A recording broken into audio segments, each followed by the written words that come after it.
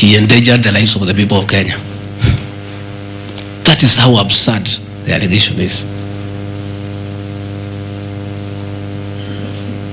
There is no evidence that the company with my son participated in the tender. They did not participate. There is no evidence that the deputy president interfered with the tender. The only crime is that urging so that we don't frustrate foreign investors. If they were not successful, why are you keeping their tender security? You need to give it to them. And it was a lot of money. I think it was 500 million or something like that. So I want to say this is a very ridiculous, and I take great exception to the headline by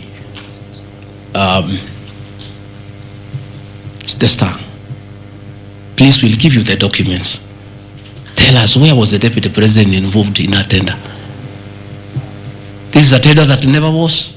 And for the record, to show that this tender had no problem, after the investigations, during the investigations, the CEO,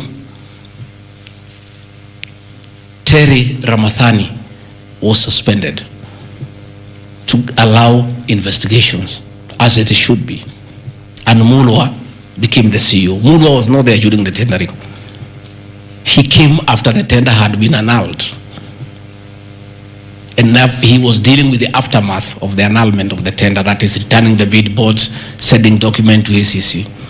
After investigations by ACC and the Senate were concluded, Terry Ramathani was appointed by President William Ruto as the Deputy High Commissioner to India.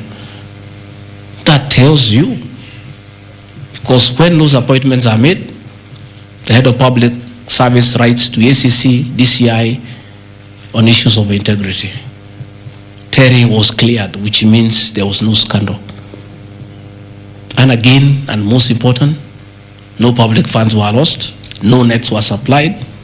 Therefore, this is another fishing expedition to just justify the 5.2 billion. I think that is why they were putting the 3.7 billion to make the maths to add up. You know, when you want to talk big figures, you must look for 3.7, 600 and all that. Even all these things I've read here, if you take your phones, we are nowhere even, we have not reached 2 billion. Because Olive Garden 400 million, Queensgate Apartment 600 million,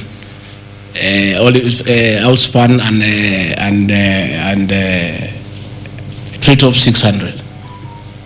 So these are just figures that were being put to the people of Kenya so that they can see us into bad light. Unnecessary and expensive renovation at the official residence in Karen and Mombasa. How Mutusen knew is unnecessary, I don't know. He has never been here. You guys were here before. When President William Ruto was deputy president, he was denied funds for 5 years. This place was in very high state of disrepair. It took me 7 months to move in. The roofs were leaking, the toilets were blocked, the septic tanks was broken down, the borehole was broken. There was nothing. Parliament, in its own wisdom, allocated funds for the renovation of this residence. As a deputy president, I have nothing to do with public expenditure. In fact, at that time, the accounting officer, between 2022 and 2023 financial year, was the State House Controller. Procurement was done, tender was awarded, and the renovations were done. And you can see, the place looks good. There was need to dignify the office of the deputy president because he has a function of coordinating development partners. Ambassadors and high commissioners and all sorts of international visitors are always here. So to dignify the office of the deputy president, the residents needed to be in the right standard, and that is not my decision, and I have nothing to do with it. As for the contractor who was awarded the job, I don't know him and I don't need to know him. I have no business. Where he transferred his money, I would not know. I have no access to his account. Whether he is related to me, the answer is no. I don't know him. And for the record, I don't wish to know him because it's not necessary.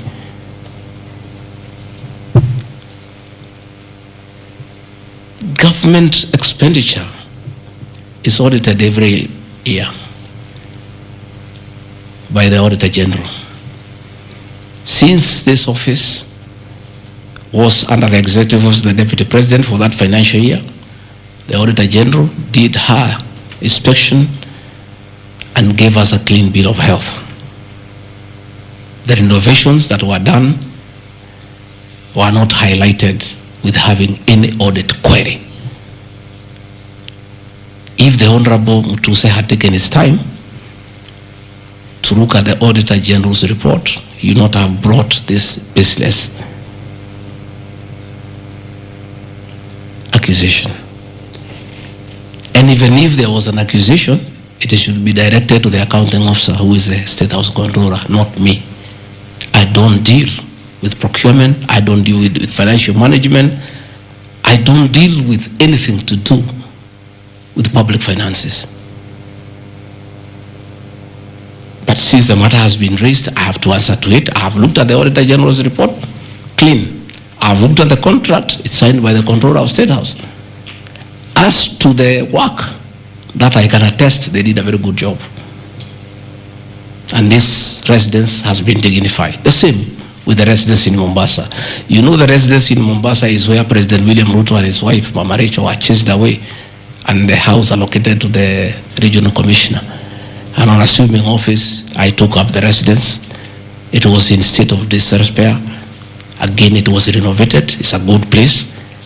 And I normally go there when I go to Mombasa. And it makes a lot of sense, because before the renovation of that residence, anytime I went to Mombasa, I normally have a huge delegation of security people, hospitality, and all that goes with the office, not really me. The bills were very expensive.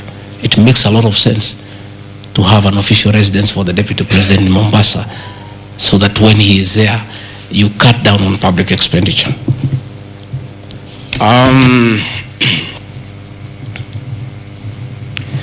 Dubiously acquired